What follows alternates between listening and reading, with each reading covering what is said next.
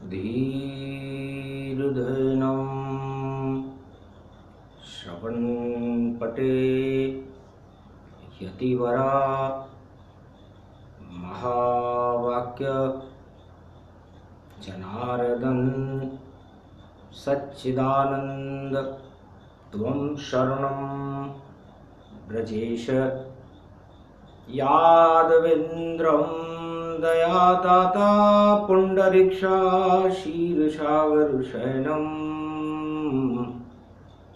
कमलनयनं नमस्तुते नमामि श्रीहरि। धैर्य से जिसको धारण किया जाता है, कर्णपटमों से जिनका पान किया जाता है, ऐसे सच्चिदानंद भगवान श्री यादवेंद्र सरकार को मैं नित्य ही चिंतन करता हूँ, नमन करता हूँ। जिनको नमन करने से मंगलादि मंगल तो हो ही जाते हैं, साथ ही में बहुत बड़ा बल मिलता है मनुष्यों को। वाणी ब्रह्माणी करो वाणी पर वास, राम कथा वर्णन करूं पूर्ण करु मास।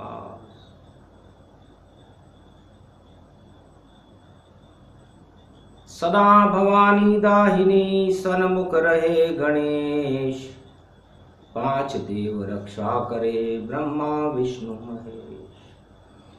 रवि के जैसा तेज था, भिलनी के घर जन्माया था, और जब प्रलय समाप्त हुई जग में तो उसका प्रकाश प्रगटाया था। सतयुग प्रगटे किष्किंधा में, पंपापुर प्रगटाए, और वाल्मीकि एक डाकू था और राजा बाली पाए।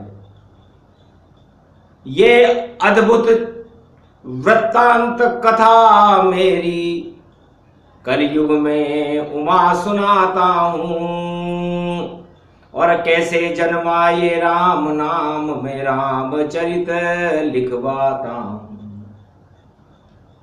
सुनकर बात शिव भोले की, और उमा चकित हो गई भारी। प्रभु गजब किया आपने भी, और डाकू ने रामायण लिख दी सारी। ऐसा डाका डाला और बैकुंठों खाली पाए, और एक छदाम भी रखी नहीं पास में, और सारे जग को दिया लुटाए। कौन है ये डाकू शिष्य आपका, इसकी कथा सुनाओ तुम। भोले भंडारी धन्य धन्य, और उसका नाम बताओ तुम। सतयुग में थी दृष्टि भोले की, और इष्ट देव प्रगटा डाले, और जहां काम ही काम बचा, उस सृष्टि को प्रलय कर डाले। कि जहां काम ही काम हो, जहां नहीं हो राम, ऐसी सृष्टि प्रलय हो बोले शिव भगवान। भगवान शंकर कहते हैं कि उमा जी, रामचरितमानस का जो वाल्मीकि ने अवतरण किया, तो उस समय प्रलय के बाद सृष्टि रची थी, क्योंकि प्रलय में काम ही काम था, राम तो था ही नहीं, तो सृष्टि प्रलय कर दी ब्रह्मा विष्णु महेश ने। कि ऐसी सृष्टि किस काम की जिसमें राम ही न हो। तो रामचरितमानस लिखे कौन, और बैकुंठ में डाका डाले कौन? तो नारद ऋषि पहुंचे पंपापुर, और शिष्य भीलनी के घर जाए। शिव की परम भक्त थी भिलनी, उसके घर में वाल्मीकि प्रगटाए। राजा बलि का राज था, पंपापुर में जान, और वाल्मीक डाकू बने और संत कृपा हुई आन। नारद जी ने सोचा कि सतयुग है, तो सतयुग में हमें उस व्यक्ति को, उसकी भावना देखनी चाहिए, उस व्यक्ति को तलाश करें जो सबसे बड़ा डकैत हो। तो जाकी रही भावना जैसी, प्रभु मूरत तिन देखूं वैसी, नारद गए पंपापुर जाना, और देखो मिल गए वाल्मीक डकैत गति जाना। वाल्मीकि ने रोक लिया नारद को। कहां जाते हो नारद ऋषि, आप कौन संत हो, और इस जंगल में अब आपकी लंगोटी लूटेंगे क्योंकि कुछ भी नहीं मिला आज दिन भर में। तो वाल्मीकि समझ गए, लोभ दिया कछुताय, अरे मेरा नाम नारद ऋषि, मैं सभी लोक में जाए, मैं सारे लोकों में जाने की शक्ति रखता हूं, और तू क्या छोटी मोटी डकैती करता है। ऐसा कुबेर का भरा हुआ और बैकुंठ खजाना भारी है, घर लूट लाए तू वाल्मीकि, तो धन्य तेरी मैं तारी है। लोभ आ गया वाल्मीकि को, और मैं गुरु आपको बनाऊं, कैसे डाका डालने में बैकुंठन में जाऊं। वाल्मीकि की युति काम आ गई उमा जी, कि लोभ में फंस गया वाल्मीकि, और खजाने, बैकुंठ के खजाने को लूटने के चक्कर में नारद जी को गुरु बना लिया। नारद ने कहा जिंदा वहां नहीं जा सके, मर कर ही सब जाए, पर एक शब्द तुझको समझा दूं, तो लूट राम को लाए। उस नारायण के खजाने को तू लूट सकता है। क्या करूं महाराज, कि तू तो जिंदा है अभी पंपापुर के माय, और मरा मरा जपते रहे तो बैकुंठन पहुंचाए, तो तू बैकुंठ में पहुंच जाएगा। हंसने लगा डाकू, अरे नारद ऋषि तुम ज्ञानी हो और मुझको मूर्ख बनाते हो, खोलो लंगोटी जल्दी है, और छोड़ नहीं तुम पाते हो, पकड़ लिया मैंने तुमको, अब लूंगा गुरु का ज्ञान, लोल रटता हूं मरा मरा, मैं पहुंचूं बैकुंठ धाम। तो मरा मरा वाल्मीकि जप पाया, तो भूल गया सब पाप की माया। ब्रह्म राम जी आ गए और लेके पुष्पक विमान, और वाल्मीकि बैठा उसमें, नारद अंतर ध्यान, और बैकुंठ में पहुंच गए। और बैकुंठ कुबेर से कहा इसे खजाना दिखाओ। तो आंखें फट गई वाल्मीकि की, और देखा राम खजाना, और इसी खजाने को लूटूंगा, मन में उसने ठाना। बस तब महाराज मैं क्या वास्तव में मर गया, केवल मैंने तो मरा मरा लिखा था ना, मेरे गुरु नारद जी ने कहा था, और मैं बैकुंठ में जीवित हूं या मर गया। कि तू वाल्मीकि डाकू है और शिव की भक्त है तेरी मां बिलनी, तू भी भील है, और नारद जी की इच्छा से आत्मा के पुष्पक विमान में बैठकर तू बैकुंठ में आ गया, क्योंकि तेने आत्मा से मरा शब्द जपा, इसलिए तू मृत्युलोक में थोड़ी देर के लिए मरा है, और अब तो सारे मृत्युलोक को जीवित करने की खजाने को हम तुम्हें दे रहे हैं।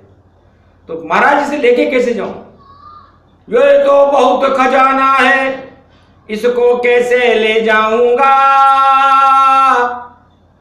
शपथ उठाओ गर वाल्मीकि, तो ये खजाना मैं पहुंचाऊंगा। क्या शपथ है, कि खाओ शपथ तुम राम की, और उल्टा कर लो नाम, डाकू का उल्टा कूड़ा है, और मृत्युलोक प्रगटान, मृत्युलोक में तुम्हारा उल्टा हो रहा है, कूड़ा ही कूड़ा हो रहा है यहां पर। काम का कूड़ा, क्रोध का कूड़ा, मद का कूड़ा और हजारों तरह के कचरे बिखरे हुए हैं इस संसार। और तुम उन कचरों के बीच में इस खजाने को कहां रखोगे, क्योंकि ये खजाना भी वहां कचरा हो जाएगा। तो क्या करूं महाराज कि ये जो खजाना हम आपको देंगे, उस खजाने से सारे संसार के कचरे को हटाना। पर महाराज ये तो कलयुग है, सतयुग में तो कचरा होता ही नहीं है। धन्य धन्य तेरी बुद्धि वाल्मीकि और धन्य राम भगवान, और कलयुग में कैलाशपति का करने लगा वह ध्यान। तो सबसे पहले वाल्मीकि ने महादेव को देखा, तो महादेव पूरब की तरह मुंह करके कैलाश पर बैठे हुए थे। तो सूर्यवंश, सूर्य उनके सामने था, और पश्चिम में पाश्चात्य मुल्कों के लोग थे जो भगवान को देख नहीं पा रहे थे, उनकी पीठ थी। और दाहिना हाथ दक्षिण की तरफ था महादेव का, लंका की तरफ, जो आशीर्वाद का हाथ होता है। तो आशीर्वाद रावण को मिला, पीठ पाश्चात्य देशों को मिली, मुख भारत को मिला, क्योंकि सूर्य सबसे पहले भारत में उदय होता है। और उत्तर जितने सामने और धर्म ध्वजा तन पाए, बाया हाथ हिमगिरी उठा, धन्य धन्य कैलाश, और पातालन में पैर था, और बैठे कुटी समाय, उस लंगोट के नीचे था, और देखो अद्भुत जीव प्रगटाए। भगवान शंकर की लंगोट के नीचे वाल्मीकि ने देखा अद्भुत जीव प्रकट हो रहे, उल्टे लटके हैं सारे, और चीख और चिल्लाते हैं। और शिव तो देखे सूर्य का प्रकाश व अंधकार प्रगटाते हैं। तब वाल्मीकि से पूछा, कलयुग में भगवान राम ने क्या देखा?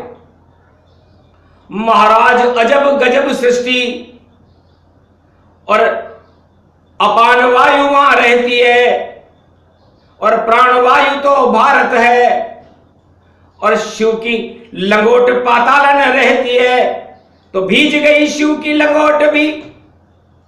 और कोई अचरज बात, अरे चीन है लंगोट के नीचे, देखो वाल्मीकि तात। वाल्मीकि ने देखा, तो चीन का क्या मतलब होता है? इसी पे यही कूड़ा है। ची का मतलब चिमगादड़ जैसी दृष्टि वाला, न का मतलब नर। तो चिमगादड़ जैसी आंख वाले और चिमगादड़ जैसी बदबू फैलाने वाले लोग कैलाश पर्वत के नीचे, महादेव की लंगोट के नीचे रहते हैं, और सारा कचरा कलयुग में यही फैलाएंगे। तो इस कचरे को साफ करें, अब यही तुम्हारा धर्म होगा। अमृत टपका दो राम नाम का,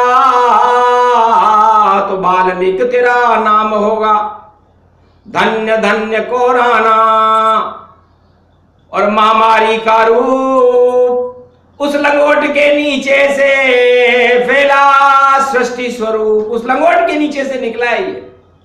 और चिमगादड़ जिस तरह उल्टे लटके रहते हैं, वैसे उल्टी बुद्धि वाले लोगों ने इसको प्रकट कर दिया। और उल्टी बुद्धि वाले तुम भी हो, क्योंकि उसने तो उल्टी बुद्धि से महामारी फैलाई, और सारे संसार को महामारी भक्षण कर रही है। और तुमने उल्टी बुद्धि तुम्हारी सुलटी कर दी नारद ने।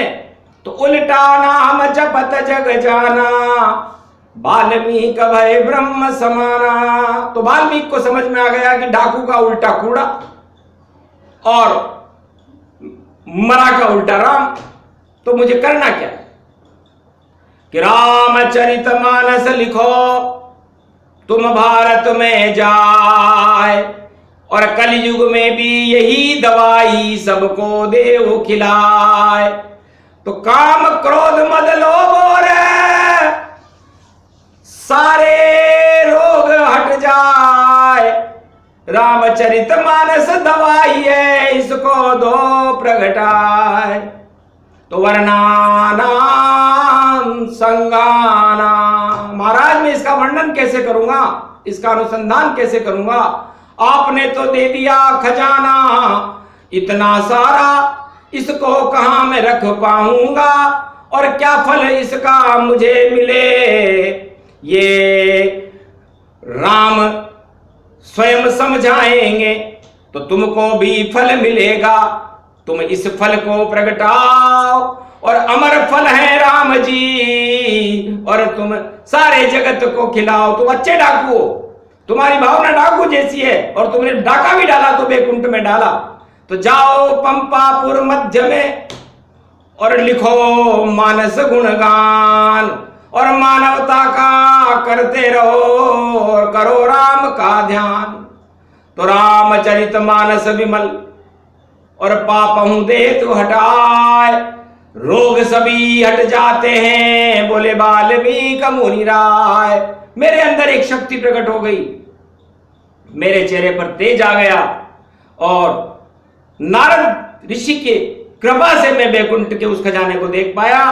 और उस खजाने को लूट कर मैंने ये रामचरितमानस मेरे लिए नहीं सारे संसार के लिए लिखी है।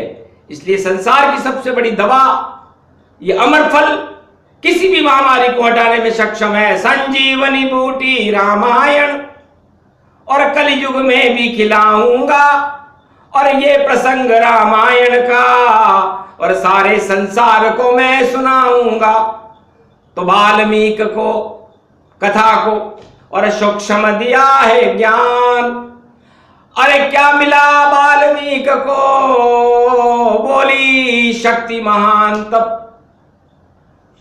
शिव जी से पार्वती जी उमा जी ने पूछा, महाराज आपने तो उस डकैत का हृदय परिवर्तन कर दिया, उस पर राम की कृपा हो गई, राम का खजाना रामचरितमानस लिख करके और सारे संसार को उसने अमृत पिला दिया। उसे क्या मिला कि वाल्मीकि है नाम तुम्हारा, अमर हो गया नाम तुम्हारा। तो राम रूप फल तुम ही खाओ और सीता को धरती में समाओ। तो राम जी एक वृक्ष है, भगवान शंकर कहते हैं। और वाल्मीकि के आश्रम पर राम जी के दो पुत्र लव और कुश और सीता गई थी।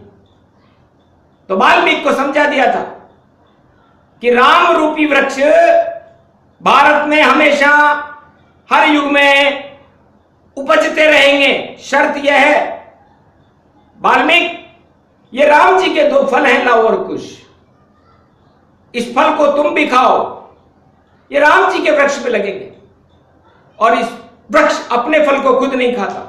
तो इन दोनों फलों को तुम भी खाओ और सारे संसार को भी खिलाओ। और ये वृक्ष कहां उपजेंगे? जहां समाएगी सीता वह धरती उपजाऊ बन जाएगी और वह राजमहल अवध का होगा जहां सीता धरती समाएगी। तो धरती बन जाए भारत की और सीता रूप समान और राम बन गए वृक्ष भारत के और फल है लव कुश जान। तो बाल मीक तुम्हारा नाम हमने इसीलिए रखा है कि बाल, तुम्हें दो बाल मिलेंगे। तुमने जो परिश्रम किया इस रामचरितमानस लिखने का, तो तुम्हारे नाम के अंदर ही वो गुण हमने पैदा कर दिया। तो दो बाल, और मी का मतलब मिथिलेश किशोरी जानकी जी तुम्हें मिलेगी, इन बालकों के साथ मिलेगी। और वह का मतलब कमला होगी, भगवान विष्णु नारायण की अर्धांगिनी होगी। तो सब कुछ तुमको मिल गया, नारायण मिल जाए, नारायण के फल मिले और धरती भी प्रगटाए। सीता धरती का रूप होगी, राम जी उस धरती में वृक्ष का रूप होंगे और उस वृक्ष पे लगने वाले फल ये रामायण होगी और ये लव कुश होंगे। तो इन्हीं फलों को खाइए जब महामारी आए, रामचरितमानस की गुट्टी और भारत दे वो पिलाए। तो ये उपाय कलयुग में वाल्मीकि ने अपनी दिव्य दृष्टि से जब भगवान शंकर की आराधना की तो ये सारा अनुसंधान सामने आया और इस अनुसंधान को वाणी ने कलयुग में आज बैसाख मास की दशमी है, कल मोहनी एकादशी है, तो मोहनी मंत्र बन गई रामायण। और नारायण अब प्रगटाएंगे, और जैसे बुद्ध पूर्णिमा आगे पड़ेगी, गुरुवार को आएंगे, तो नारायण गुरुवार को आएंगे। और सीता नवमी को सीता जी इस धरती में समा गई। तो बहुत बड़ा रहस्य है, समझ न कोई पाए, और महामारी के सब उपाय उमा जी वाल्मीकि बतलाए। वाल्मीकि जी उत्तराखंड में सारे उपाय ये बता करके गए हैं। इस प्रसंग को श्रवण करें। ये प्रसंग जो भी सुने वाल्मीकि का ज्ञान, महामारी भारत से हटाए राम भगवान। तो ये राम नाम का अमृत है रामायण। और महामारी दानवतावाद का एक घास फूस है, तो दानवतावाद के घास फूस को रामायण ही जलाएगी। और धरती में समा गई सीता, अब महामारी फैल न पाएगी। तो कल्प वृक्ष राम नाम का, और वाल्मीकि दिया लगाए, इसी वृक्ष के नीचे बैठकर राम जपो सब आए। तो प्रयागराज में वो कल्प वृक्ष जो वाल्मीकि ने लगाया था आज भी चैतन्य है, और सारे संत महात्मा और सारे भारतवासी उस कुंभ प्रयागराज में कुंभ उस वृक्ष के नीचे बैठकर राम नाम का जाप करते हैं। तो राम नाम एक कल्प तरु कलि कल्याण निवास, और तुलसी तुलसी हो गयो तुलसी तुलसीदास। तुलसीदास जी ने भी उस अमृत का पान उसी कल्प वृक्ष के नीचे किया था, और काशीपति विश्वनाथ ने रामचरितमानस को सत्यम शिवम सुंदरम की पुष्टि की थी। और ये प्रसंग जो मैं सुना रहा हूं, ये वाल्मीकि और तुलसीदास जी की रामायण के बाद वाणी शिव रामायण का गुप्त रहस्य है। ये संसार में किसी भी पन्ने पर उपलब्ध नहीं है, क्योंकि वाणी किसी किताब से नहीं आती, भगवान शंकर के हृदय से प्रकट होती। तो आज रविवार का दिन है, और भगवान शंकर के हृदय से जो प्रकाश सूर्य की किरण निकली वो वाल्मीकि रामायण के समान थी। और ये प्रसंग भारत में सारे भक्तों को सुनाया। ये प्रसंग जो भी सुने और नशे महामारी जाए, कोरोना का कोई प्रकोप भारत में हो नहीं पाए। जय शिव शक्ति, जय श्री राम, जय वाल्मीकि भगवान की जय।